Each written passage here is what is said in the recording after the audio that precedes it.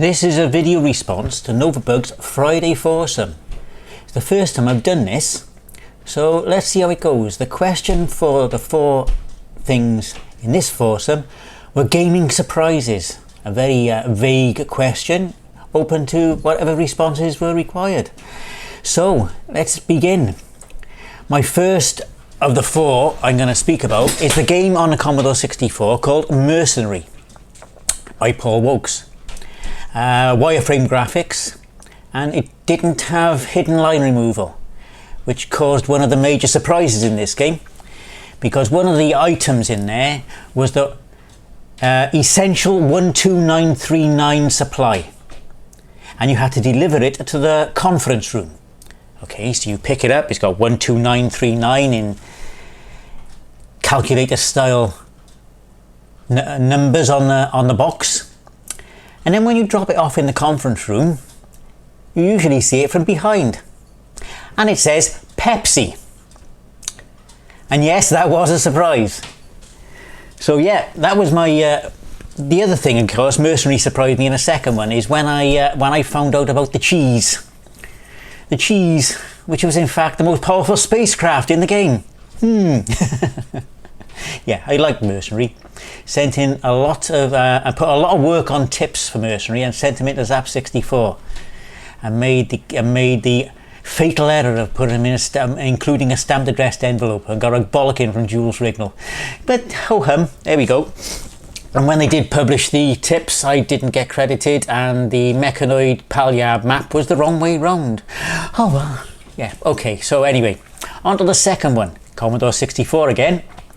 And it's music this time, because we're used to music on the Commodore 64 being all very raw and very simple, basic. Ghostbusters came along and improved things, and then Thing on a Spring hit the cassette port. Yes, Thing on a Spring came out. The music for that, the game wasn't too good, but the music for that, wow, especially with the syndromes. And yet, Commodore 64 music was never the same again. And then it brought forward the likes of David Whittaker, Joren Tell, and there's been some amazing music since. So yeah, the SID chip was an incredibly powerful thing for the time.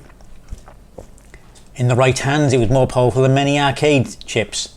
Its only weakness, really, was the lack of channels. It only had 3 channels. Apart from that, wow, what a chip. Now the third one, some people don't like emulators, but one day in the late 90s, while searching for a version of Lunar Lander, I stumbled across MAME. Emulators mainly to start with, and MAME was the one that stood out, head and shoulders above the rest. And that's basically, you know, you're playing arcade games. You're playing the real arcade games in your own home, on your own computer. Back then, there were only a few titles available for it, and since then it's grown into a massively supported piece of software.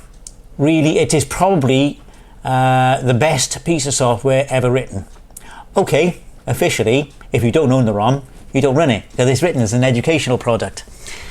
That hasn't stopped anybody from downloading everything, including myself, I gotta be honest with you, and running it at will. And collections come out, I'd be willing to pay if they run under Linux. Most of them don't, which is crazy because MAME runs under Linux. But yeah, there we go. MAME, the gateway to emulators. I also found from that many other emulators and got into the scene, and it really brought back my interest in old hardware, software, and eventually I suppose led to rewriting my game a couple of years ago. Okay, and finally a more recent game. It's a PC game this time, Portal. That simple game with no violence apart from, well, I say no violence, you're not the violent one. You're using a portal gun, you're not using a weapon. Even though it can be weaponized, I suppose. Small game, an extra as part of the orange box. That was it was the surprise hit and spawned a sequel. But the surprise was when you finish it and you defeat GLaDOS, she sings to you. She sings you a song, and it's bloody hilarious. The sequel also has the same sort of thing, which I was expecting this time, so that wasn't a surprise. But yes, the voice actress is an opera singer, and basically the game was finished, all the voice acting was done, and Jonathan Coulton called her back to record this song, and it put a decent end to a very good game. Yes, so that's my 4 surprises. Quite a short video, not really an awful lot to say about it. I suppose I could have padded it out, but there are going to be many of these responses, so let's make it simple so people can go through them. Thank you for watching. Have a nice day.